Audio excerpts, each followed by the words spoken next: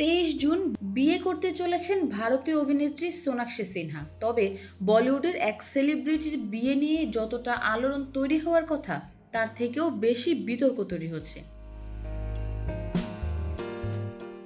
প্রথমে তো অভিনেত্রীর বাবা মেয়ের বিয়েতে থাকবেন কিনা তা নিয়ে প্রশ্ন দেখা দিয়েছিল। এবার সামাজিক মাধ্যমে আলোচনা চলছে এই নিয়ে যে বিয়ের পর সোনাক্ষী ধর্ম বদলাবেন কিনা। সম্প্রতি সালমান খানের পার্টিতেও প্রেমিক জাহিরের সঙ্গে হাজির হয়েছিলেন সোনাক্ষী। তবে কখনোই তারা তাদের সম্পর্কের কথা প্রকাশ্যে আনেননি। এখন যখন বিষয়টি সামনে এলো তখন শুরু হয়েছে ধর্ম নিয়ে আলোচনা। তবে সত্যি সোনাক্ষী নিজের ধর্ম বদলাবেন কিনা তা নিয়ে জবাব দিয়েছেন জাহিরের বাবা। তিনি বলেন, বিয়ে মানে মনের মিলন, এর সঙ্গে ধর্মের কোনো সম্পর্ক নেই। সোনাক্ষী বিয়ের পর কোনোভাবেই ধর্ম বদলাবেন না। সব মানুষ এক, কেউ নিজের ভগবানকে আল্লাহ বলেন, কেউ গড বলেন, তবে দিনের শেষে মানবতাই বড়।